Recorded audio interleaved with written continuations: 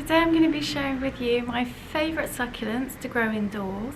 And stick around to the end because I'm going to give you some tips on how to successfully grow succulents in the home. First up is one of my favourites, the bunny ears cactus. And I've always loved this one. I remember admiring them a lot in the garden centre, and then one day I was given this one as a birthday present, and it really is the perfect bunny ears cactus. I really love it. It's got beautiful form. I love the way this one grows. The spines are quite fine, but if you get them in your fingers they do hurt. But this one is one of the easiest ones to grow in your home. It grows really well and it looks really pretty.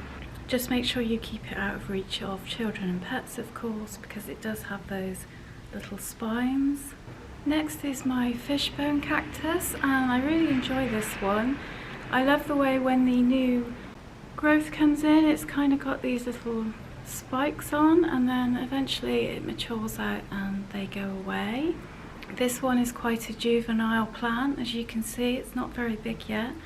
I got this one last year, just at the end of summer, so this is the first season that I've had this one to grow, but it's been putting out lovely new growth, and I'm looking forward to seeing it get bigger this year.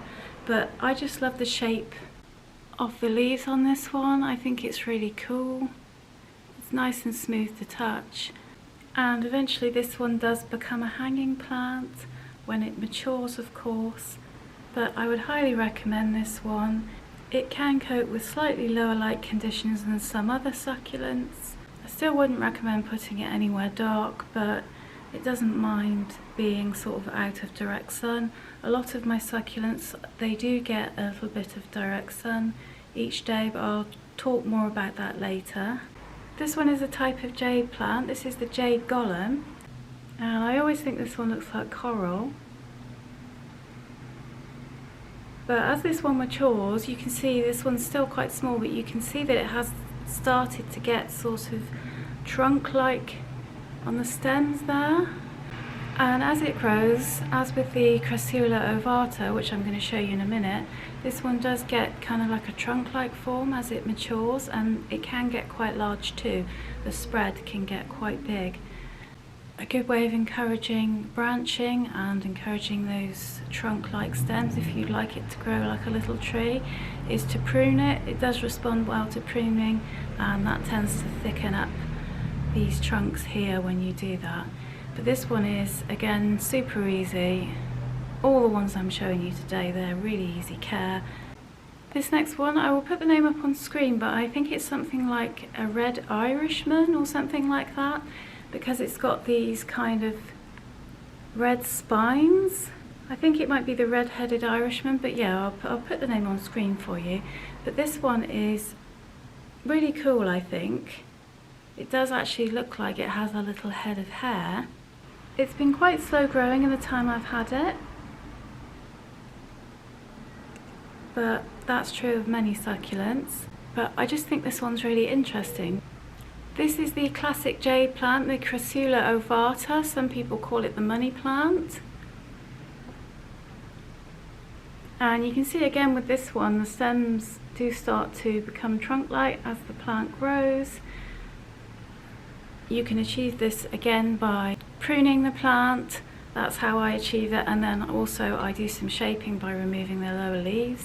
But I'd say the jade plant is probably one of the best succulents to grow indoors. I have several of them because I do propagate them every year. This is one of my smaller ones, and the leaves do get quite a lot bigger as they mature. They can get quite large, these ones. It does take a number of years for a small one to grow big, but if you give it lots of light, and then it will eventually grow large for you. And you can grow these in different ways. This is one of the things I like about the jade plant. If some people like to grow them just on one stem and let them get kind of leggy, and then other people, you can see with this one it has branches, so it's got two branches coming out there. As I said before, you achieve that by pruning it, by cutting it, and usually where you cut you will get two branches, not all the time but a lot of the time, so that's how you get it to branch out. and it does respond quite well to that usually.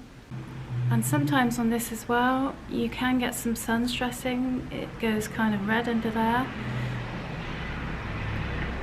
Don't know if you can see. I tend to get maybe a bit of that during summer, less so during winter when the light is lower. But yeah, definitely the Jade Plant is probably one of the best known succulents, and also one of the most popular, for good reason. This is one of my favourite succulents in the moment. This is called a Stellia, and you can see just there where that new shoot's growing in, it looks like he's waving to you. I just think that's really cute. Like he's got a little hand there. But yeah, I really like this one because of the way it grows. I just think it's got a really nice shape, and it's super easy to grow too. This one is putting out lots of new growth. I did actually take some propagations from this one, and that seems to have encouraged it to grow too. This one has really interesting flowers too. This one hasn't flowered for me yet, but maybe it will at some point. In this pot here I have 3 different types of succulent. I recently made this one up, and this one here is called the String of Buttons, and that one is the Variegated String of Buttons. And then the purple one you see in front is called a Calancho Zebra. I think it might be getting ready to flower in the centre there as well. And then if I just spin you around here, that one there is a Variegated Bear Paw. This one is super fragile. The leaves come off really easily, so you do have to be careful when handling it. The nice thing about succulents is you can make little arrangements like this if you want to. You can have them on their own. Yeah, now and again I quite enjoy making succulent arrangements. So now I'll just talk a bit about some care tips for succulents, just general care tips. Now most succulents want to have bright light, and you can give them bright indirect light, but also I give mine maybe a couple of hours in the afternoon of direct sun. They seem fine with it. Do be careful if your plants are not used to direct sun. You may want to just acclimatise them and do it gradually, but I find that most of my succulents do appreciate a little bit of direct sun. They are highlight plants, so you will want to make sure you put them in at least bright indirect light. A windowsill is always good. The other thing to note is to always let them dry out completely between watering. Never water a succulent when it's still moist. Also, in order to facilitate that, make sure the potting mix you use is a cactus and succulent mix, or you can make your own. Just make sure you've got plenty of things like perlite, sand, stuff like that. The sort of stuff you'd get in the desert basically. It needs to be very, very well draining. And then I usually fertilise mine once a month during spring, summer, and not at all during winter. Also during winter you'll want to cut back on your watering, because they do tend to go kind of dormant in winter. They don't tend to grow as much. There are exceptions to this, but most succulents don't tend to grow too much during winter, so I normally cut back my watering drastically, and I never fertilise during winter either. Thanks for watching today's video, guys. I'll see you in the next one. Thanks for being here.